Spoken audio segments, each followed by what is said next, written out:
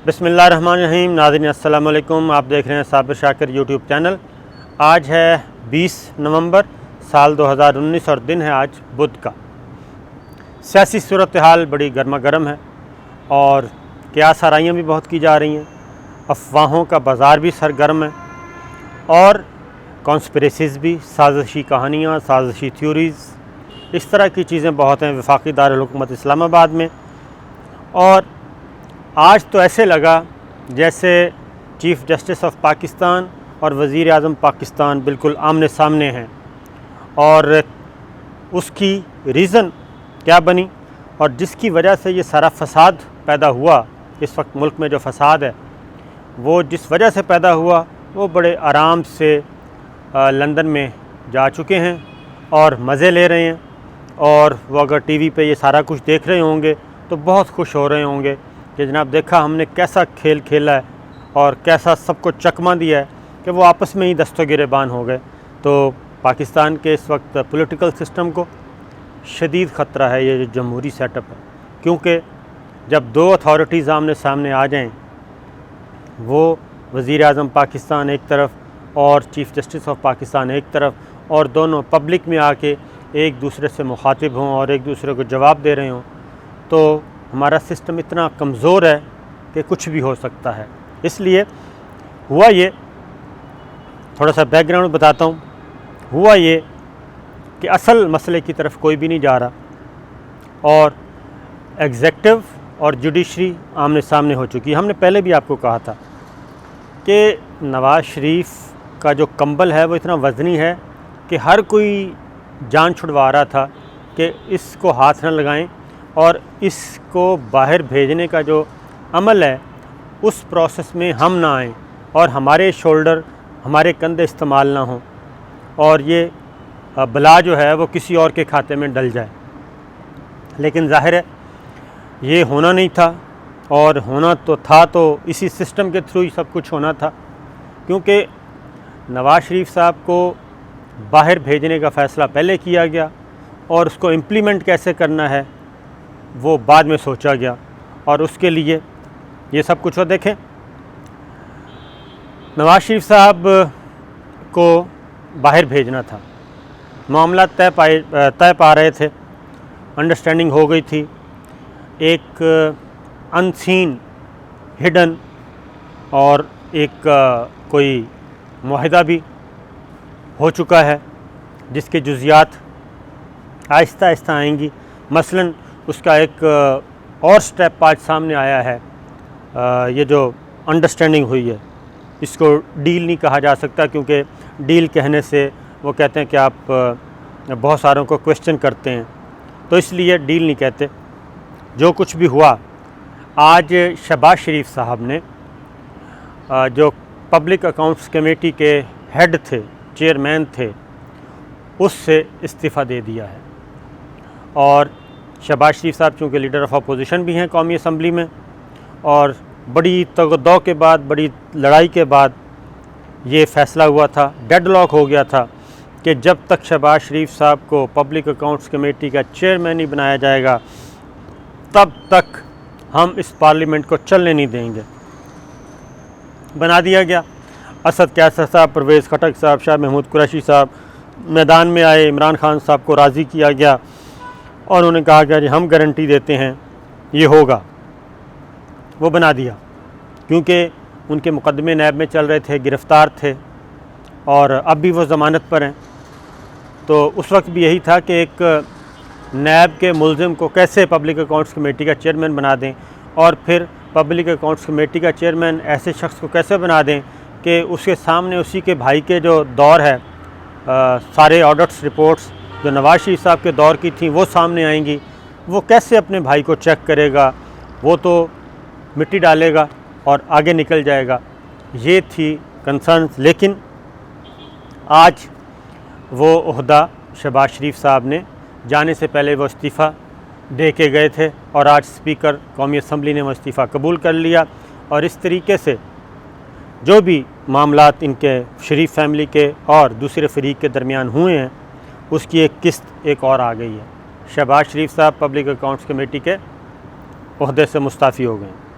आगे क्या वो लीडर ऑफ अपोजिशन की सीट पे भी बरकरार रखेंगे या फिर इसको भी छोड़ देंगे, और जो बातें सुनने में आ रही हैं कि शाहिद खाकान अब्बासी साहब लीडर ऑफ अपोजिशन होंगे और फिर चीज़ों को आगे चलाया जाएगा, और क्या ये महज लीडर ऑफ अपोजिशन को ही तब्दील किया जा रहा है या फिर लीडर ऑफ द हाउस भी कोई नया आने वाला है। ये सारी चीज़ें हैं जो इस वक्त इस्लामाबाद में गर्दिश कर रही हैं, और कहीं ना कहीं कुछ होता है जिसकी वजह से ये सारी ख़बरें, ये र्यूमर्स, ये कॉन्स्पिरेसीज़ आती हैं और डिस्कस हो रही होती हैं। तो जनाब, नवाज़ शरीफ साहब को बाहर जाना था और बाहर गए वो मेडिकल ग्राउंड्स पे, और मेडिकल ग्राउंड्स तिब्बी बुनियादों पे उनकी सेहत को इतना सीरियस ज़ाहिर करना मकसूद था, वो हैं या नहीं एक साइड पे रखते हैं, लेकिन मकसूद इतना था कि हमारा ये सिस्टम जो है वो फेस ना कर सके। जिस इदारे के पास भी वो रिपोर्ट्स जाएं वो उसको इग्नोर ना कर सकें। मीडिया के ज़रिए एक हाइप क्रिएट की गई और एक तूफ़ान खड़ा किया गया और ख़बरें आना शुरू हो गई, और ख़ुद नवाज़ शरीफ साहब की फ़ैमिली की तरफ से भी, मुस्लिम लीग नवाज़ की तरफ से भी, अपोजिशन की दीगर जमातों की तरफ से भी कि एक एक लम्हा कीमती है नवाज़ शरीफ साहब की ज़िंदगी का। अगर इनके बारे में ये फ़ैसला ना किया गया जल्द अज जल्द तो जनाब इनकी ज़िंदगी को ख़तरा है, और अगर ये इनकी ज़िंदगी ज़ाया हो गई तो FIR इमरान खान के ख़िलाफ़ कटेगी, FIR फ़लाँ के ख़िलाफ़ कटेगी, FIR फ़लाँ के। तो ये सारा चीज़ें की गई थी। इसी बुनियाद पे, उन्हीं मेडिकल रिपोर्ट्स की बुनियाद पे 2 हाई कोर्ट से उन्होंने अपनी बेल भी करवा ली, और फिर उन्हीं मेडिकल रिपोर्ट्स की बुनियाद पे उन्होंने पहले कैबिनेट अपना इंतज़ामिया को यानी कि हुकूमत को कहा कि नाम निकालें। जब हुकूमत ने शराइत लगाई, क्योंकि उसकी वजह है कि पाकिस्तान में कोई ऐसा कानून ही नहीं है कि एक मुजरिम जो सज़ा याफ्ता हो, जो जेल में कैद हो, आप उसको निकालें और बाहर भेज दें मुल्क से बाहर, ऐसा कोई कानून है नहीं। खैर वो गुंजाइश निकाली गई, नैब ने, वज़ारत दाखिला ने, कैबिनेट की ज़ैली कमेटी ने, डॉक्टर फ़रोग़ नसीम साहब की, और उसके बाद उन सारों ने मिल के एक रास्ता निकाला, दरमियानी रास्ता, और दरमियानी रास्ता निकाल के वफाकी काबीना ने उसकी मंजूरी दे दी। इंडेमिनिटी बॉन्ड आ गया।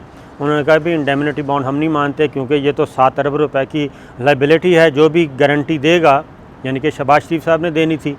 तो अगर नवाज़ शरीफ साहब नहीं आते तो इसका मतलब है कि शहबाज शरीफ साहब की जो यहाँ पे प्रॉपर्टीज़ हैं वो किसी ना किसी स्टेज पे प्लेज हो जाएंगी, वो गवर्नमेंट काबू कर लेगी और उनको बेचेगी। लिहाजा उससे भी बचने के लिए फिर लाहौर हाई कोर्ट रजू किया गया। लाहौर हाई कोर्ट में फिर आपको पता है एक प्रोसेस हुआ और एक आर्गूमेंट्स हुए। आर्गूमेंट्स में फिर मेडिकल रिपोर्ट्स की बुनियाद पे ये साबित कर दिया गया कि इनका फिलफौर जाना ज़रूरी है। लिहाजा हाई कोर्ट ने दोनों की तरफ से आर्गूमेंट सुने और आर्गूमेंट सुन के वो इंडेमिनिटी बॉन्ड ख़त्म कर दिया और उसकी जगह पे वो बयान हल्फी ले आए।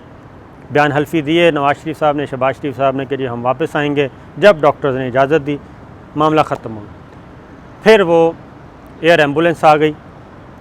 पहले बताया गया कि एयर एम्बुलेंस है, ज़ाती ख़र्चा है और हम ज़ाती शरीफ फैमिली बर्दाश्त कर रही है, लेकिन उसका मज़ीद पता चला कि वो एयर एम्बुलेंस नहीं थी, वो तो कतर के अमीर जो कि कतर के हुक्मरान हैं उन्हीं के फ़्लीट का एक जहाज़ था, VVIP फ़्लाइट थी। उसमें बैठ के नवाज़ शरीफ साहब चले गए। उनकी डिटेल्स आ गई मीडिया में और जहाज़ की जो तस्वीरें आईं और फिर आज की अब तक की जो तस्वीरें आ रही हैं उसमें नवाज़ शरीफ साहब मूव कर रहे हैं फ्रीली और अपने पार्क लेन अपार्टमेंट्स में, उन्हीं अपार्टमेंट्स में मौजूद हैं जिनकी वजह से उनको सज़ा हुई है। और जो नैब ऑर्डर के मुताबिक, एहतसाब अदालत के मुताबिक वो अपार्टमेंट्स गवर्नमेंट ऑफ पाकिस्तान ने लेने, उन्हीं में वो क़याम पज़ीर हैं, किसी हॉस्पिटल में नहीं गए। जब से ज़मानत हुई है सर्विसेज हॉस्पिटल से सीधे वो जाती उम्रा में थे। तो ये सारी चीज़ें हुई, सिस्टम को चकमा दिया गया। सिस्टम के पास कोई चेक नहीं था कि वो चेक करते, काउंटर चेक नहीं था चेक करते कि ये मेडिकल रिपोर्ट्स ऐसी ही हैं जैसी कि बयान की जा रही हैं। तो वो चले गए। जब तस्वीरें सामने आईं तो प्राइम मिनिस्टर मैदान में आए और उन्होंने चीफ़ जस्टिस ऑफ पाकिस्तान से एक अपील की कि मेरे पास तो ये इख्तियार नहीं है, आपके पास तो इख्तियार है, तो आप ये करें। जस्टिस गुलजार साहब से मुखातिब हुए, जो कि मुस्तकबिल के 20 दिसंबर के बाद उन्होंने चीफ़ जस्टिस बनना है। तो आज chief justice of Pakistan Asif Saeed Khosa साहब आए, एक तकरीब थी अपनी जुडिशरी से मुताल्लिक़ की।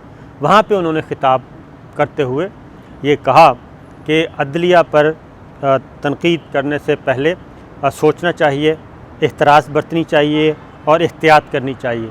और उन्होंने मुखातब किया कि जिस मुकदमे की कहा जा रहा है, यानी कि नवाज़ शरीफ साहब का मुकदमा, तो उसमें तो ख़ुद हुकूमत ने, वफाकी काबीना ने इजाज़त दी थी उनको बाहर भेजने की, ECL से नाम निकालने की। तो ये तो काम ख़ुद हुकूमत ने किया है, जुडिशरी के बाद तो उसके बाद आया है। तो फिर ये भी कहा कि हम 2 वज़ीर आज़म को रुखसत कर चुके हैं, नाअहल करार दे चुके हैं, और आर्मी चीफ़ परवेज़ मुशर्रफ साहब, उनका मुकदमा हमारे सामने है, उसका फ़ैसला आने वाला है। तो ये जंग, अल्फाज की जंग कह लें, दू बदू, ये आज शुरू हुई और एक दूसरे को मुखातिब हुए। तो ऐसे, लेकिन बजाय इसके कि दोनों फ़रीक़ैन ये सोचें, वज़ीर आज़म यानी कि एग्ज़ेक्टिव भी और जुडिशरी भी, ये सोचना चाहिए कि ये लड़ाई, ये फ़साद क्यों हो रहा है, पूरा रियासत का रियासती निज़ाम जो है वो एट रिस्क क्यों है, किसकी वजह से है। वो ये है कि जब आप रूल ऑफ़ लॉ, कानून की हुक्मरानी के तसव्वुर से हटेंगे और जब अमीर के लिए और कानून और रवैये, गरीब के लिए और कानून और रवैये होंगे, तो तब यही कुछ होगा। फिर ब्लेम गेम शुरू होगी, फिर इल्ज़ाम तराशी होगी, और वही इल्ज़ाम अब हर कोई बचने की कोशिश कर रहा है। क्योंकि एक मुजरिम चला गया जेल से निकल के, वो लंदन में बैठा है और उसमें कोई शक नहीं है, लेकिन लड़ाई कहाँ से हो रही है, यहाँ पे। तो जनाब, इस सारी लड़ाई के पीछे कौन है? वो है जिन्होंने मेडिकल रिपोर्ट्स तैयार की, यानी कि डॉक्टर्स, जो मेडिकल बोर्ड बनाए गए, उनको काउंटर चेक करने के लिए कोई नहीं था, उनको एग्ज़ामिन करने के लिए कोई नहीं था। साबित ये हुआ कि कोई भी आप पेपर बनाएं और पेपर बना के पेश कर दें, और जुडिशरी को भी आप हाईजैक कर लें, उसको भी आप इस हद तक बंद कर दें कि वो भी उस दायरे से बाहर ना निकल सके। आप एग्जेक्टिव्स को भी, यानी कि चीफ़ एग्जेक्टिव और वफाकी काबीना जो अहम तरीन फोरम है, उसको भी आप जकड़ सकते हैं एक ऐसा ख़ुसूसी माहौल बना के कि आप उसको इग्नोर नहीं कर सकते। तो ज़रूरत इस बात की है। मैं प्राइम मिनिस्टर से भी गुजारिश करूँगा और चीफ़ जस्टिस ऑफ पाकिस्तान से भी कि जो लूप होल्स हैं, जो सिस्टम की कमज़ोरियाँ हैं, जिसकी वजह से ये सब कुछ हो रहा है, उसको एड्रेस करें, बजाय इसके कि ये ब्लेम गेम